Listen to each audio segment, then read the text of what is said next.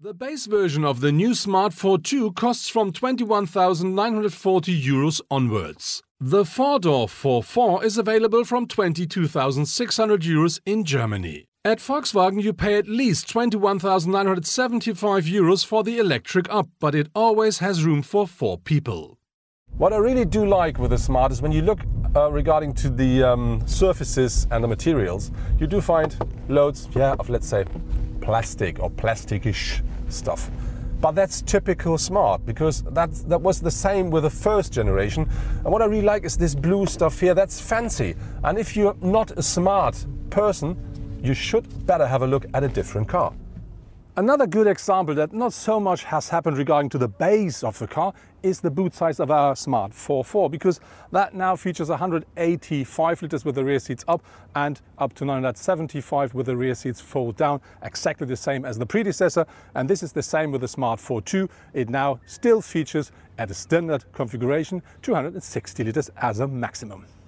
The Smart really is made for a city like Valencia. So because of the electric engine, you do have a quite powerful, very agile car. You have a very nice turning circle, so you always find a parking. You always can just turn around your car to go in the completely other direction. And because of the electric engine, the car is quite quiet on top. So really made for the city and great fun. So now I'm in my Smart. Let's say that because this is the Smart Forfour, and that for me is the real Smart.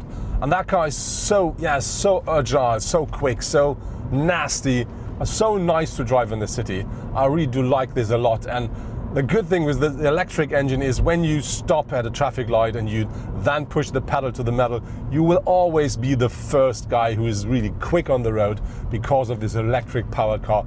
That really is something you have to love that car for.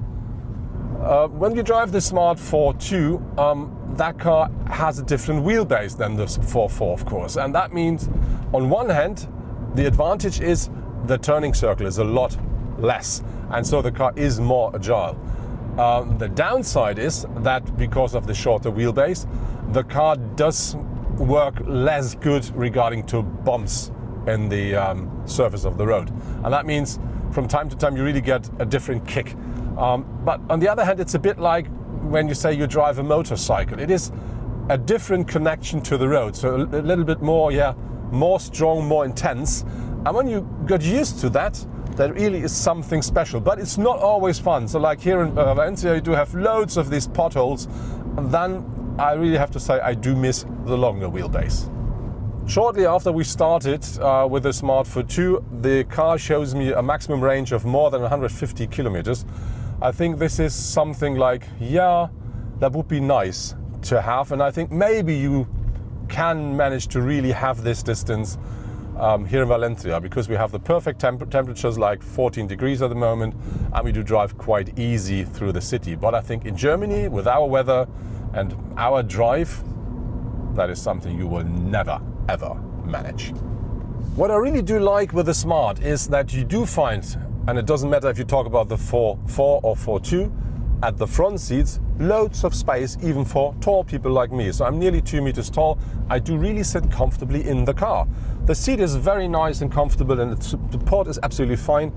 And you do find a nice seating position. The only downside is you can only adjust the steering wheel up and down, so you can't pull it towards you. But it doesn't matter, still very comfortable for such a small car. And how much space is behind me in our Smart Forfour? Let's find out by having a short stop. So this is the short break to see if I can sit behind me. I didn't change my seating position, but let's see how much space the Forfour offers. And when you look at that, this angle here is nearly 90 degrees, so that should make it easy. But as you may see, oh goodness. I can get in, but there is enough headroom, but only until I hit the frame of the glass roof. And you see, for my knees, that doesn't work. So that's not that much space in that small car.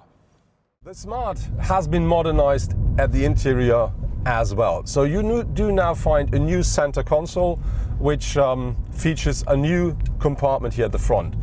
If you close that one, you find a nice surface to put your mobile or something in there. Really easy and nice to use. And if you open it, you find a quite big compartment, and that features 2 cup holders, which are removable. So you can just take them out and then you find a bigger compartment. Something I really do like a lot.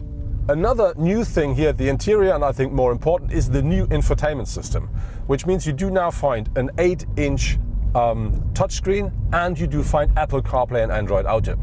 And this really is something very nice, but important to know. That feature is available from mid of 2020 onwards. My Smart Forfour is powered by a 60 kilowatt electric engine, and that delivers a maximum torque of 160 Newton meters. And that is, for an electric car, more than enough, because you will find the torque from rev 0 onwards, which means when I put the pedal to the metal, that car really goes quite quick for a small and not so powerful car. Very important, on the other hand, is to know that the car delivers 60 kilowatt as a maximum, but 41 is the permanent power it delivers. And this is important because this is the thing the insurance will use to make your rate. So that means the car then is cheaper. A thing that I don't like so much is that Smart didn't manage to change the drivetrain. I'm fine with that regarding to the engine, but I'm not fine with that regarding to the battery, because this is still the old battery, which means we find 17.6 kilowatt hours capacity, and that is enough for 150 kilometers. So that's exactly the same figure as with the predecessor. And the thing is, of course, that is enough for the day-to-day drive, for your average 30 kilometers a day. But whenever you want to visit somebody, like you want to drive to your relatives, or you want to go on holiday, whatever, you have to recharge every, let's say, 100 kilometers if you go on the motorway. And of course, with the quick charge option, you can charge the car with 22 kilowatt in 40 minutes from 10 to 80%. But think about 40 minutes every 100 kilometer. That is not a real option. And I would have loved to see that Smart delivers something a bit more. When looking at the competitors, it immediately becomes very clear where the Smart's weak point is. For example, the new Volkswagen e-up and its group brothers Skoda Citigo EV and Seat Mii Electric offering up to 260 kilometers of maximum range. The new Smart is now featuring the Smart signature instead of the Smart logo at the front. But there is a lot more that has changed regarding to the design, and about that I'm going to talk now to Gordon Wagoner. Well, I think with the new Smart we made a significant change. Behind me you can see the Edition 1, which is really cool, in grey color with black accent, black wheels, so it's very sporty. So in general you see that this car becomes more sporty and gets more identity, and in fact it's more of a true Smart identity. When you remember the very first one, it has the eyes up there, the mouth down there, and we did the same thing. We moved the grille further down to the road, made it bigger, more significant. You can get it in contrast color, but you can also get it in body color, so it blends more nicely into the whole car, and it's a bit more calm, as this is an electric car now, so it doesn't need that much air. It's more environmental friendly, and the grille is emphasizing that. So I think with that we are capturing more of the true Smart DNA. Yeah, we wanted to differentiate the Smart Forfour and the Smart Forfour. We wanted to give each of the cars their own character, so therefore the grille is different. The two-seater comes still with a little smile, and the four-seater is a bit more angry, a bit more sporty, a bit more aggressive with the negative tilting grille.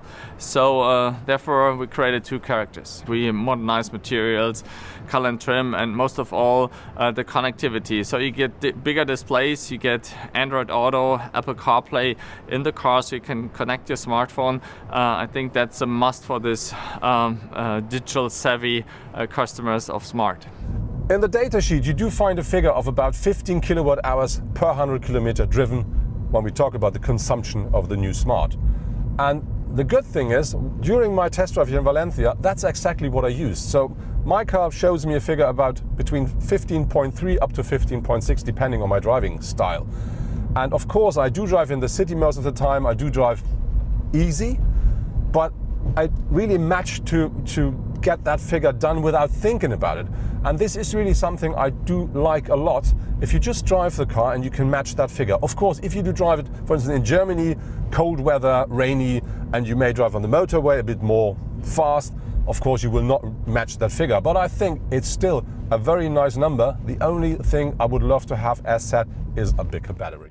That was my test drive with the new Smart Forfour and Smart Forfour. What I really do like with the new Smart is it's still a real Smart, which means the car is agile, it's fun to drive in the city, and the consumption is very nice. So we used about 15 whatever kilowatt hours per 100 kilometer driven, which is nearly exactly the same figure as you may find in the datasheet. On top, what I really do like with the car is it is refreshed. So you do now find Apple CarPlay, Android Auto. You find a new infotainment, which is then 8-inch as a touchscreen, and you do find, of course, everything else you expect from a modern electric car.